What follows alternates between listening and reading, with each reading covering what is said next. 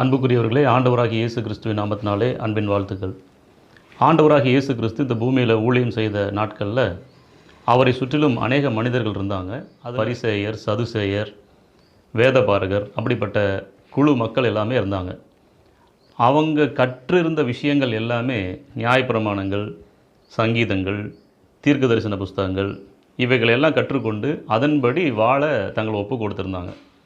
அதுலேயும் குறிப்பாக பரிசேயர்கள் அப்படின்னா பிரித்தெடுக்கப்பட்டவர்கள், அபிஷேகம் பண்ணப்பட்டவர்கள் என்றெல்லாம் சில அர்த்தங்கள் இருக்கிறது. அவங்களுக்குள்ள கொஞ்சம் பெருமையும் ஜாஸ்தி. ஆனால் அவங்க போதிக்கிற காரியங்கள் எல்லாம் பார்த்திங்கன்னா பழைய ஏற்பாட்டு காலத்தில் இருக்கிற பிரமாணங்கள், கட்டளைகள், தீர்க்க தரிசனங்கள், சங்கீதங்கள், இவைகளை தான் போதிப்பாங்க. இவைகளின்படி போதிக்கிறது மட்டும் அல்ல, அந்த சட்டத்திட்டங்கள் சொல்லுகிற அத்தனைக்கும் அப்படியே கீழ்ப்படிஞ்சு நடப்பாங்க. அந்த சடங்கு சம்பிரதாயங்கள் எல்லாவற்றுக்குமே கீழ்ப்படிஞ்சு நடப்பாங்க. ஆனால் ஆண்டவராகிய இயேசு கிறிஸ்து இந்த உலகத்தில் வந்து போதித்த நாட்களில் இந்த வேதபாரகர், பரிசேயர், சதுசேயர் இவங்க எல்லாருமே ஆண்டவராகிய இயேசு கிறிஸ்துவிடம் பழைய ஏற்பாட்டு கால சட்டத்திட்டங்களை சொல்லி, பழைய ஏற்பாட்டு கால வசனங்களை சொல்லி தான் தர்க்கங்களை செஞ்சாங்க. ஆனால் நல்லா நம்ம உற்று கவனித்து பார்த்தோன்னா ஆண்டவராகிய இயேசு கிறிஸ்து என்றைக்குமே அவங்க சொன்னதுக்கு ஒத்து போனதே கிடையாது. எப்பொழுதுமே எதிர்த்து நின்று அதற்கான மாற்று கருத்துக்களை தான் முன்வைப்பார் அப்படிங்கிறத பார்க்க முடியும். இப்போ ஆண்டவராகிய இயேசு கிறிஸ்து நினச்சிருந்தார் அப்படின்னா இந்த வேதபாரகர், பரிசேயர், சதுசேயர் இவங்க எல்லாருமே பழைய ஏற்பாட்டு வசனங்களை தானே சொல்கிறாங்க, சரின்னு சொல்லிட்டு போயிடுவோமே அப்படின்னு சொல்லிட்டு ஆண்டவர் விடலை. ஏன்னு கேட்டால் ஆண்டவராகிய இயேசு கிறிஸ்துவுக்கு தெரியும், வசனங்களை சொல்வது அல்ல, வசனங்களுக்கு பின்பாக பிதாவாகிய தேவனுடைய சித்தமாகிய சத்தியம் என்னது அப்படிங்கிறது ஆண்டவராகிய இயேசு கிறிஸ்துவுக்கு தெள்ள தெளிவாக தெரியும். இன்னும் ஒருபடி மேலே போனால் ஆண்டவராகிய இயேசு கிறிஸ்துவே வழியும் சத்தியமும் ஜீவனுமாக இருக்கிறபடியால், வார்த்தையாக இருக்கிறபடியால் பிதாவாகிய தேவன் எதற்காக வார்த்தைகளை கொடுத்துருக்கிறார் அப்படிங்கிறது ஆண்டவராகிய இயேசு கிறிஸ்துவுக்கு நல்லாவே தெரியும். அப்போது மனிதர்களுடைய சிந்தனையின் அடிப்படையில் வசனங்களை கண்ணோக்கி பார்த்தா அதில் தேவனுடைய திட்டம், தேவனுடைய சித்தம் இன்னதென்று விளங்கி கொள்ள முடியவே முடியாது. அதற்கு உதாரணமாக அப்போஸ்தலனாகிய பேதுருவை சொல்லலாம். ஜனங்கள் தன்னை யார் என்று சொல்லுகிறார்கள் அப்படின்னு ஆண்டவராகிய இயேசு கிறிஸ்து ஒரு கேள்வி கேட்டார்.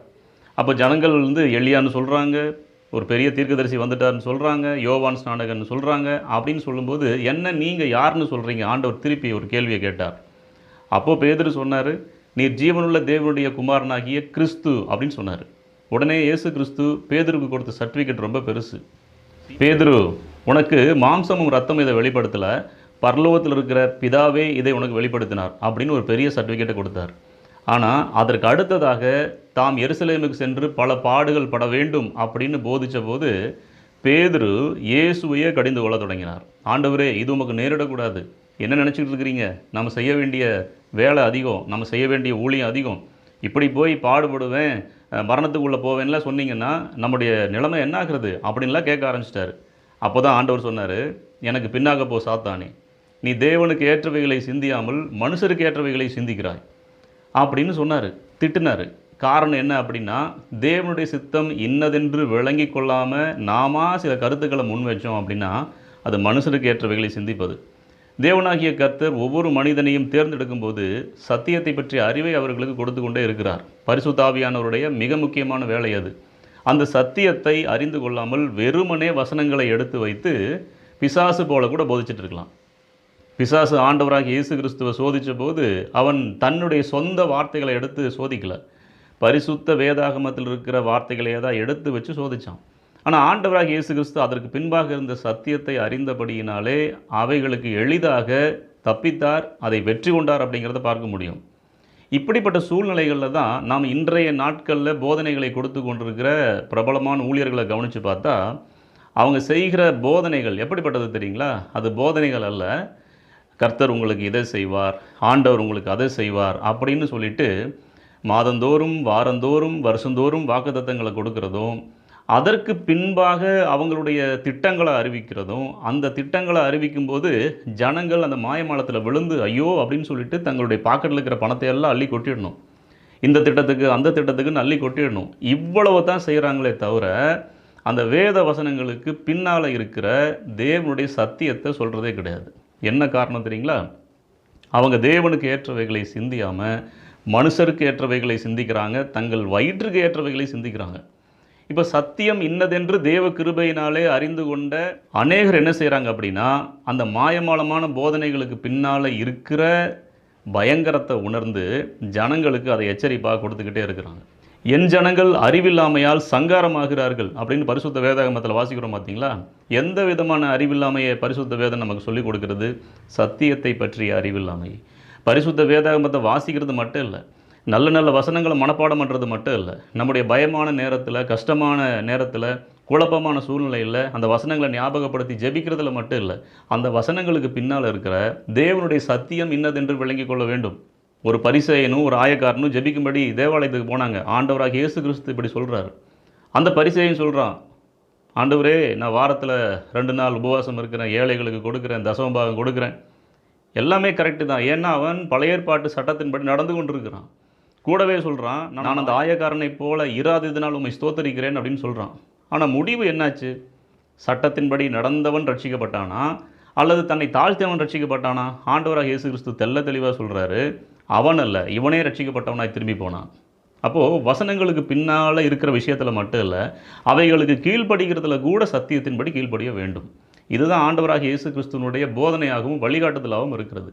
ஆனால் இன்றைக்கு குருடருக்கு குருடர் வழிகாட்டுவது போல பல வசனங்களை மனப்பாடம் பண்ணி வச்சுக்கிட்டு, கர்த்தர் உங்களுக்கு இதை செய்ய போகிறார், அதை செய்ய போகிறார், அதை கொடுக்க போகிறார், இதை கொடுக்க போகிறார், 100 ரூபாய் விதைத்து பாருங்கள், ஆண்டவர் உங்களுக்கு 1000 ரூபாய் கொடுப்பார், 1000 ரூபாய் கொடுத்து பாருங்கள், ஆண்டவர் உங்களுக்கு 10,000 ரூபாய் கொடுப்பார், 10,000 கொடுத்து பாருங்கள், 1,00,000 ரூபாய் ஆண்டவர் உங்களுக்கு கொடுப்பார், இப்படின்னு சொல்லிட்டு எல்லாத்தையும் பணத்தின் அடிப்படையிலையும் பொருளின் அடிப்படையிலையும் போதிச்சுட்டு இருக்கிறதுனால பரிசுத்தம்னா என்ன, நீதினா என்ன, ஒழுக்கம்னா என்ன, கடவுளுக்கு பிரியமானது என்ன, யாருக்கும் தெரியாமல் அப்படியே மாயமாலமாக முடிச்சுக்கிட்டு இருக்கிறாங்க.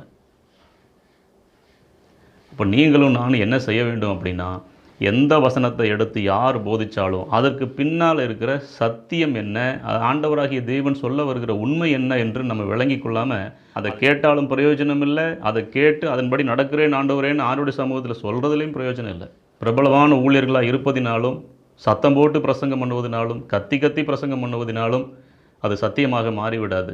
ஜாக்கிரதையாக இருக்க வேண்டும். அவங்க சொல்கிற பேச்சை கேட்டு, அவங்களுடைய போதனைகளை கேட்டு நாம் 1000-500 அள்ளி கொடுக்கறதுனாலையும் ஒரு பிரயோஜனம் இல்லை. நம்ம காசு பணம் தான் வீணாக போய்கிட்டு இருக்கும். அதையும் நம்ம எச்சரிக்கையோடு கூட கையாள வேண்டும். ஆண்டவராக இயேசு கிறிஸ்து சொன்னதன் கருத்து என்ன? நம்ம கொஞ்சம் யோசனை பண்ணி பார்க்கணும். சத்தியத்தையும் அறிவீர்கள், சத்தியம் உங்களை விடுதலையாக்கும். அப்போ தேவனாகிய கர்த்தர் அந்த வசனங்களுக்கு பின்னால் வைத்திருக்கிற சத்தியமாவது என்ன அப்படிங்கிறத புரிஞ்சுக்காம நமக்கு இந்த உலகத்திலிருந்து, இந்த போலியான போதகர்களிடமிருந்து, அவர்களுடைய திட்டங்கள்லேருந்து நம்மால் ஒருபோதும் விடுதலை பெற முடியாது, பாவத்திலிருந்து விடுதலை பெற முடியாது. அப்போ அவங்களுடைய போதனைகளை கேட்டு மனசில் ஒரு போலியான சந்தோஷத்தை வச்சுக்கிட்டு, நம்ம அவங்களுக்கு காணிக்கையும் தசம்பாகத்தையும் அனுப்பிட்டு ஒரு போலியான சந்தோஷத்தை தான் மனசில் வச்சுருப்போமே தவிர, பாவத்திலிருந்தும் அசுத்தத்திலிருந்தும் ஆண்டவர் விரும்பாத அநேக பழக்க வழக்கங்கள் இருந்தும் ஒருபோதும் விடுதலை பெற முடியாது. நாம் மெய்யான விடுதலை பெற வேண்டும், மெய்யான சத்தியத்தை அறிய வேண்டும், மெய்யாய் சரியான ஆராதனை தேவனுக்கு ஏறெடுக்க வேண்டும் என்பதுதான் தேவனுடைய திட்டமாக சித்தமாக இருக்கிறது. ஆகவே அதில் நம்ம ஜாக்கிரதையாக இருப்போம். மீண்டும் நல்லதொரு செய்தியோடு கூட சந்திப்போம். கர்த்தர் நம்ம ஒவ்வொருவரையும் ஆசீர்வதித்து காப்பாராக. ஆமென்.